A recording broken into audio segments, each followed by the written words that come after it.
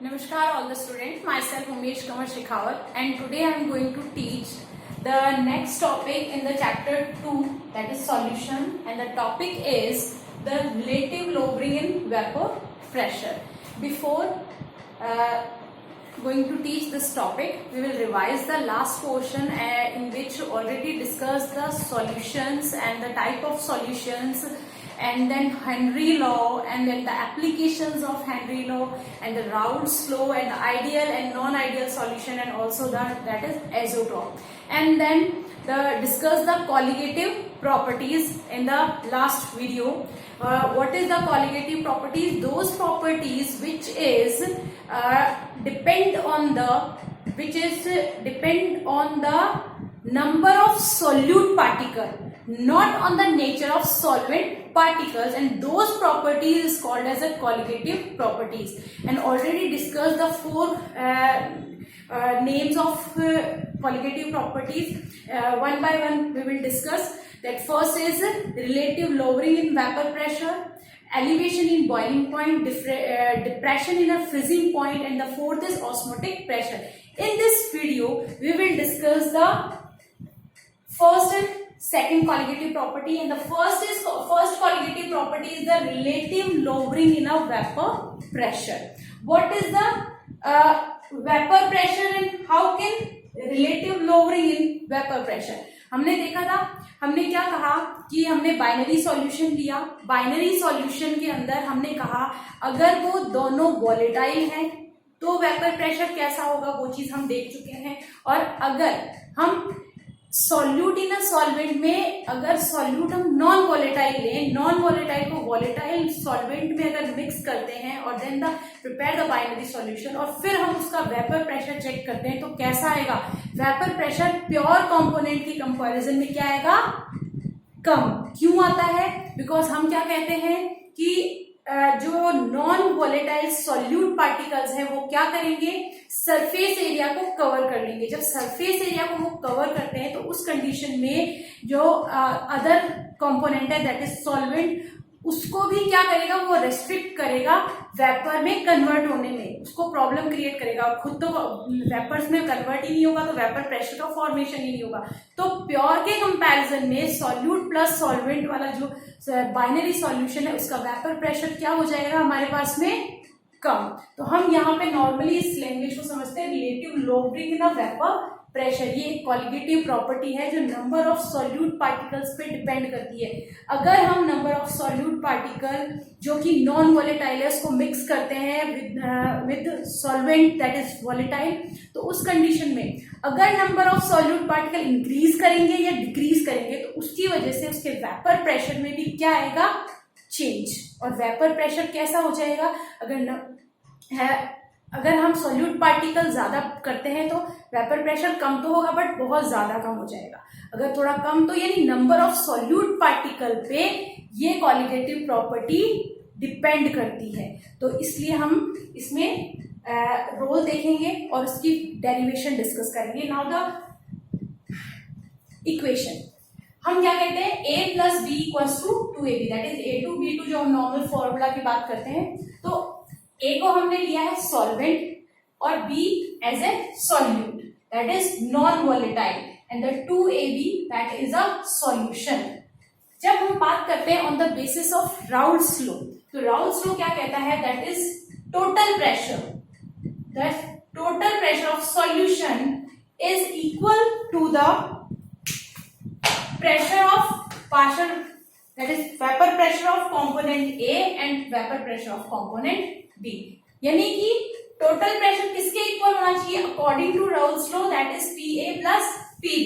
Okay, and we know that the PA equals to P not A XA, PB equals to P naught B XB on the basis of Raoult's law.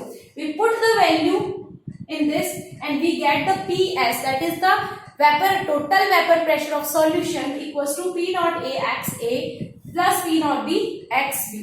Now हम क्या कहते हैं, XB की बात कर रहे हैं पहले. यहाँ पे XB यानी मोल फ्रैक्शन ऑफ सॉल्यूट. जब हम वेपर प्रेशर की बात करेंगे तो टोटल प्रेशर जो सॉल्यूशन का आता है वो डिपेंड ही नहीं करेगा नंबर ऑफ सॉल्यूट पे। क्यों? क्योंकि जो मोल फ्रैक्शन है, क्योंकि ये वेपर प्रेशर में पार्टिसिपेट ही नहीं कर रहा, तो जब वो वेपर्स ही नहीं बना रहा तो वेपर प्रेशर कैसे एक्सर्ट कर सकता है? तो हम यहाँ क्या कह सकते हैं, दिस वैल्यू इज 0, यानी ये वेपर प्रेशर एक्सर्ट ही नहीं, वेपर्स में कन्वर्ट नहीं होगा तो वेपर प्रेशर का फॉर्मेशन नहीं होगा। That is the, so we will put the value that is x equals to 0. Now ps equals to p naught a xa. Now rearranging the equation, then xa equals to ps upon p naught a. We know that the according to mole fraction, that is xa plus xb equals to 1. That is xa plus xb equals to 1. When rearranging the equation, then 1 minus xb equals to xa. If we put the value in this equation, that is xa, so 1 minus xb equals to ps upon p naught a. Then rearranging the equation, we get the xb equals to p naught a minus p naught s upon p naught a.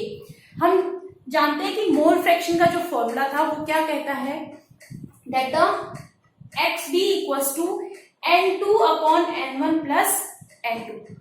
ये हम mole fraction में देख चुके हैं। तो हम क्या करेंगे, इस xb की ये जो वैल्यू है that is n2 upon n1 plus n2, इसको क्या करेंगे, इसको क्या करेंगे, इसके इक्वल में यहाँ पे xb की जगह पे पुट कर देंगे। Okay, now put the value of xb that is n2 upon n1 plus n2 equals to p not a minus ps upon P naught B। हमने मोल फ्रैक्शन का फॉर्मूला है वो पुट कर दिया। अब हम बात करते हैं डाइल्यूट सॉल्यूशन की। If the solution is dilute, it means that dilute solution में सॉल्वेंट क्या होगा, ज्यादा मात्रा में, जबकि सॉल्यूट क्या होगा, लेसर अमाउंट। तो उस कंडीशन में हम क्या कहेंगे, जो डाइल्यूट होगा उस सॉल्यूशन में सॉल्यूट की जो क्वांटिटी होगी वो क्या हो जाएगी, नेग्लिजिबल। तो हम क्या कहते हैं, for dilute solution n2 less than n1, n2 is negligible. जो n2 को हम नेग्लिजिबल मानेंगे तो हम क्या कहेंगे, n2 अपॉन n1। और हम ये n क्या होता है, द नंबर ऑफ मोल्स। जब हम नंबर ऑफ मोल्स का फॉर्मूला पुट करेंगे तो हमारे पास में फॉर्मूला निकल के आएगा ये, that is p not a minus pa upon ps upon p not a equals to w2 multiply m1 upon w1 multiply m2। What is the w and m? w is the mass of solvent and solute. If the one put, that is the 2 for the solute and the 1 for the solvent. m is the molar mass of solute and the solvent. अलग अलग कैसा होगा, m1 है तो हम क्या कहेंगे, that is solvent and the 2 is the solute. That is the formula by which we can calculate the any one। अगर हमें इसके थ्रू हम बाकी वैल्यूज को पुट कर सकते हैं, किसी एक की हमें पूछी जाएगी क्वेश्चन में और बाकियों की हमें दी जाएगी क्वेश्चन में, उस तरह से हम क्वेश्चन सॉल्व कर सकते हैं। कुछ पॉइंट्स हैं। The first point, this is the relative lowering in a vapour pressure of the solution as compared to vapor pressure of pure solvent. And the second is relative lowering of vapor pressure depends upon the mole fraction of solute. That's why this is a colligative property. That is the first colligative property, that is relative lowering in a vapor pressure. Now the next colligative property is the elevation in boiling point temperature. Elevation का मतलब होता है increase कर रहे हैं हम, temperature increase हो रहा है, किसकी वजह से, due to the presence of solute particle which is the non volatile in a volatile liquid. यानी जो हमने सॉल्यूट लिया है वो कैसा है, नॉन वोलेटाइल, जबकि सॉल्वेंट कैसा है हमारा, वोलेटाइल। जब हम बात करते हैं नॉन वोलेटाइल सॉल्यूट को वोलेटाइल लिक्विड में मिक्स करते हैं तो उस कंडीशन में क्या होगा, जो वेपर प्रेशर है वो प्योर कंपोनेंट की कंपैरिजन में, प्योर वोलेटाइल लिक्विड के कंपैरिजन में वेपर प्रेशर क्या हो जाएगा, कम हो जाएगा in the non volatile solute present in a volatile liquid solvent.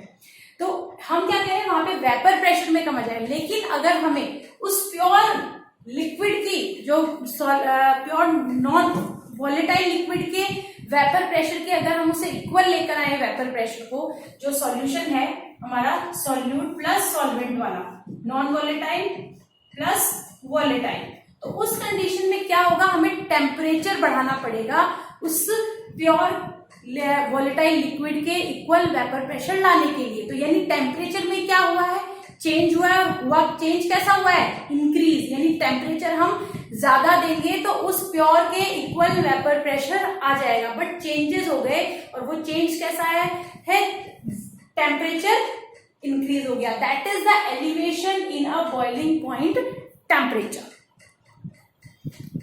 Now हम अब इसका आगे ग्राफ चेक करते हैं। जब हमने प्योर सॉल्वेंट लिया और जब हमने सॉल्यूशन लिया, तो उस कंडीशन में ये प्योर सॉल्वेंट का वेपर प्रेशर और टेम्परेचर के बीच में ग्राफ प्लॉट किया है। ये जो वेपर प्रेशर है, उस वेपर प्रेशर, ये वेपर प्रेशर सॉल्वेंट का है, और हम यहाँ क्या कर रहे हैं, सॉल्यूशन, सॉल्यूट प्लस सॉल्वेंट, जिसमें सॉल्यूट कैसा है, नॉन वोलेटाइल, उसका वेपर प्रेशर इस वेपर प्रेशर के इक्वल लाएंगे, प्योर सॉल्वेंट के इक्वल लाएंगे, तो क्या इंक्रीज हो जाएगा, टेम्परेचर इंक्रीज हो जाएगा। हम कह सकते हैं that is delta TB equals to TB minus T naught B, T naught B for the pure solution का जो टेम्परेचर है, जबकि यहाँ पे टीबी क्या है, जो हमारे पास में ये सॉल्वेंट का हो गया, ये किसका हो गया, सॉल्यूशन का। तो यहाँ पे टेम्परेचर टीबी का, टीबी में से माइनस कर देंगे प्योर सॉल्वेंट का। हम कह सकते हैं कि डेल्टा टीबी जो होता है directly proportional to M, M is the molality, molality हम ऑलरेडी डिस्कस कर चुके हैं। We can put the proportionality constant, then delta TB equals to KB M. अगर मोलिलिटी 1 है तो, if the molality is 1, then the formula write that delta TB equals to KB. ये जो KB है that is the molar elevation constant, that is molar elevation constant for the proportionality constant use करते हैं। that is kb is the molar elevation constant and the molar constant जो that is molar elevation constant that is kb, kb का formula क्या होगा, mr t naught b square upon delta h vaporization, and the unit of the kb is the K, that is Kelvin, kilogram mole inverse. यहाँ पे जब हम बात करते हैं वैल्यूज की, तो हम जब M की बात करते हैं that is M is the molar mass of solvent and the R is the gas constant and the T naught B is the boiling point of the solvent। solvent for pure के लिए हम T naught use करते हैं, T naught B pure, यानी pure कौन है, solvent। That is delta H is the molar enthalpy of vaporization of the solvent। That is the formula of the Kb। या तो हमें Kb की वैल्यू पुट दी हुई होगी, नहीं दी हुई होगी, तो हमें कुछ इस तरह के वैल्यूज मिलेंगी, या तो मोलर मास दिया हुआ होगा या गैस कांस्टेंट दिया होगा। तो इस तरीके से हम वैल्यू पुट करके Kb की वैल्यू कैलकुलेट करेंगे, then put the value in the another formula. Now the next is in the second elevation in boiling point, that is determination of the observed molar mass of solute। इसमें जब हम बात करते हैं, यानी हम mass of solute observe कर सकते हैं, कैलकुलेट कर सकते हैं through the this formula। वो होगा कैसे, हमने देखा फर्स्ट में डेल्टा टीबी जो था that is directly proportional to m and the kb is the molar elevation constant। Okay, now put the value of m. m is the molality, that is molality। molality का हमें formula पता है, that is wb multiplied by 1000 upon mb multiplied by wa। now put the value in this formula, that is delta tb rearrange करेंगे, that delta tb upon kb equals to wb को as it is value put कर देंगे from the molality का जो भी हमारा formula है। Now rearrange करेंगे और एम बी के इक्वल हम सारी जितने भी हमारे पास में वैल्यूज हैं उनको हम साइड में करेंगे, रीअरेंज करेंगे तो हमारे पास में फॉर्मूला क्या निकल के आएगा, that is mb.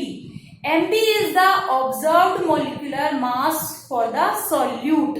Now equals to kb multiplied by wb multiplied by 1000 upon wa multiplied by the delta tb.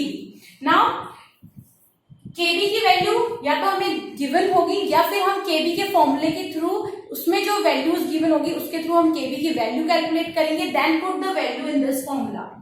wb is the mass of solute, या तो गिवन होगा या फिर हमें इसको भी कैलकुलेट करना पड़ेगा.